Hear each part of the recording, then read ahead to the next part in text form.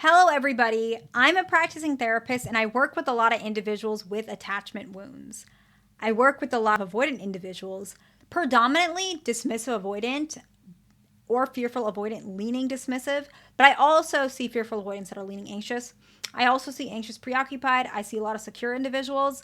I also work with individuals, couples, and sometimes families. So sometimes I will come with a family approach as well, or some of my examples will be given from a family perspective, because that's also where, that is where these attachment wounds come from. And they can also be attached to family members. And you can kind of see those behaviors showing up with family members and friends as well. So today, I wanted to go over something that might be a little specific. When I see couples, when I see avoidance and who they fall in love with, I also see who they don't fall in love with. I know that sounds bad. And sometimes I see the behaviors, like the precursor of when the avoidant is struggling to fall in love. Another way to put this is the barriers that are kind of coming up, right? That's stopping them from really opening up. I know this video is going to be hard for some people to accept.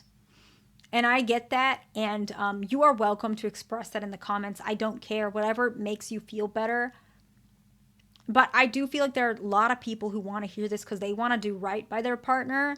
They want to help their partner open up to love, because remember, avoidance, their issue is love. So this is not manipulation, right? To help remove these barriers. It's not manipulative as long as you're not trying to manipulate them. You're trying to heal them, and you also want this relationship to last. You're changing for a benefit of both of you guys, right? Not just you, right?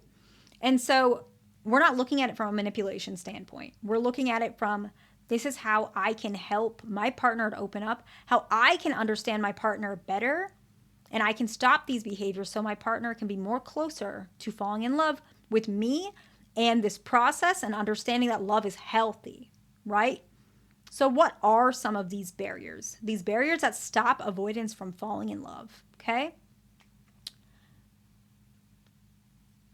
The first one, and I'm not just picking on the partner, it's for both of you guys. You both come in with a me mindset instead of a we mindset. When you guys are having an argument, are you thinking of it in a way where you want to compromise? Are you thinking of a way where, is this argument worth it for our long term? Or is it just, I want my way? I want you to hear me. I want you to give me what I need. I'm trying to change you in this very moment. See, that's a me. A we is, we've been fighting about this for so long. This is what you're thinking. Maybe we need to take a break from it and let it go for a little bit, because now it's just pulling us apart. I definitely want this person to change this thing, and I'm still expecting it someday, but I'm not seeing it budge right now. I'm going to back off for a little bit. Doesn't mean forever. I still want to see change, but I know my partner loves me and is here for me in this relationship, or is trying to love me, cares about me, and we're just not making progress here. Both of us are now unhappy. For the sake of this relationship, let me just back off on this topic. For the sake of us, not for the sake of me, but for the sake of we, right? That's kind of one thing that I feel really, really helps avoidance to feel more open.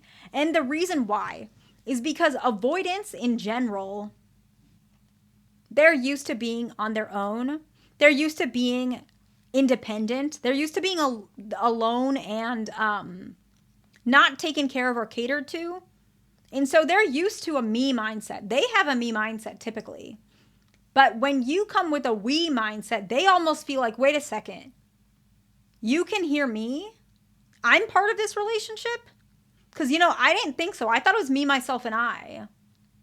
The fact that you're including what I feel in the section of we, it makes me as the avoidant feel like, wait, this relationship is worth it for me. Because I am part of we. I am part of we. I thought this relationship was you and your desires, and I just had to obey everything you wanted. I realize this is a space for me. Maybe I'm more willing to compromise and kind of do what you are asking because you're willing to do the same for me. I didn't know that was possible, right? That's how an avoidant feels. And it's a huge step to them falling in love with you. It's very important. If you guys can really hone on that, you'll see the difference with your partner. It's really amazing. It's really lovely to see an avoidant starting to open up and realize love is valuable and this relationship matters. I'm going to give myself. It's a really beautiful thing, and I see it a lot. And I like to see it. I really like to see it. And I want you guys to see it too with your partners, okay? So adopt more of a we mindset instead of a me mindset, okay? Good. The next one is keeping score of who gives more. So what does that mean? We're talking about barriers that stop an avoidant from falling in love. Why would keeping score of who gives more or who compromises more, why is that a barrier?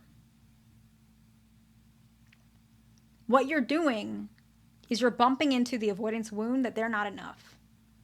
Oh, I always compromise, you never compromise. And they're thinking, wait, I do.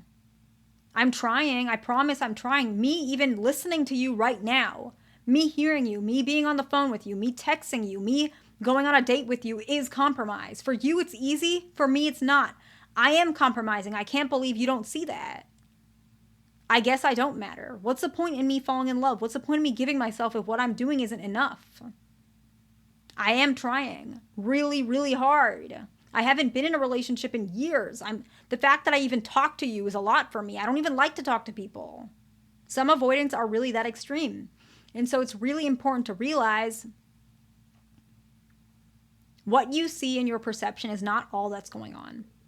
I'm not invalidating your perception. It's really hard to be with an avoidant. It really is. You got to compromise a lot, especially in the beginning, because later it evens out. You sometimes even more so the other way. It really does, but you got to take a while to get there. It takes a while. It takes a lot of patience. So what I'm saying is keeping score of who gives more is not going to help. Compromise in the beginning if you want to, and believe that, later in the future, your partner will compromise as well. Leave it at that. And you know what? Your perception they might feel like they're compromising more. So just believe and have hope and trust your partner. I know it's hard. I know it is, but it's very important, okay? The next one is thinking of what the other person needs to change instead of what you need to change. This is so common. And you know what? It's human nature. I don't blame anybody, okay? But this really pushes your partner away. I'm not saying don't point things out. I'm not saying don't expect change.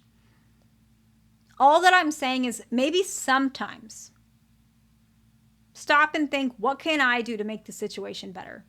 What can I do to change? What can I do to help my partner, show my partner that I love them? We perceive love very differently. Maybe my partner doesn't even know that I love them. I want to be trustworthy too. I'm going to change some things. I'm going to learn how my partner behaves because I want to help them. And I know avoidance and I'm going to be honest, I'm calling avoidance out right now. You guys are really rigid and you don't like giving in or compromising. I know that. And I know it's hard. Avoidant partners, you got to learn to get better at that. It's really important. It's very important to learn to change and give. You got to learn to give. But in the meantime, while you're learning to give, your partner can learn to give too. Like I said in the second point, the one right before this. It's not about keeping score of who gives more, who does what. At the end of the day, you both want this to work, right? So whatever you got to do to get there. So the partner of the avoidant, you got to learn that you have to change too. Okay? That's just what it is. Simple. Simple to say, not simple to do. I can respect that. The next point is not noticing the progress of how far you've come together as a couple and as individuals. Right? So what does that mean? Sometimes everybody does it. Everybody. We get more caught in the negatives. What's not being done instead of what is being done. I want all of you guys to really think about your partner, the avoidant partner, and your relationship. Has it improved since when you first started talking? Has it? Even if it's just a little, has it? I hope the answer is yes. Usually it is, but maybe it's not. And that's something that you guys will have to reflect on. But if the answer is yes, even a little bit, I want you to pay more attention to that and notice that. Instead of always being upset of what you don't have, look at what you do, right? And that's in general, right? You know, maybe before your partner, when they were stressed out at work, really common for avoidance, they took it out on you. And now they're not doing that as much. Maybe that's not what you wanted. Maybe what you want is for them to get married to you. I get it. Everyone wants different things. And that'll happen one day, you know, hopefully. But that's still progress just because you didn't ask for it. I think that's progress. And that's really important to pay attention to because they probably did that themselves. They thought, I don't want to scream at my partner anymore, right? They thought about you. I'm telling you, they had that. When they make changes, it doesn't happen automatically. There's some effort on their part too. Just because you didn't ask for that specific thing, just because you're waiting for something else doesn't mean that the progress that they're making isn't good enough, okay? Really important, okay? And the last one, and I'm calling you both out on this. Blaming each other instead of being collaborative. This is going to block anybody from love, not just avoidance. Anybody. Nobody likes to be blamed 100% because it's not possible, right? Organize who is doing what. That's fine. Work at a solution, whatever it may be, but be collaborative. I want you guys to remember, and similar to the first point, you guys are a team. When you guys are disagreeing, you can come with your own feelings. You can express your own feelings. But at the end of the day, be more collaborative. What can we do to get there?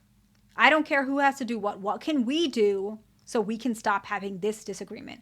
Should we just put it on the back burner? Should we just do this? What are some of your ideas? What can we do? Right? And I know it sounds so simple when I'm saying it.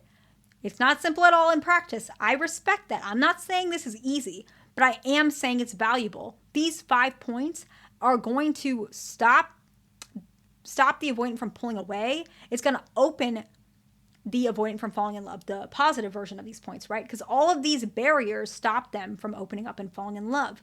So if you're coming in with a me mindset, right? If you keep score, if you're always thinking about how the other person needs to change, if you don't notice their progress and you're always blaming them, those 5 things are going to stop them from falling in love, okay?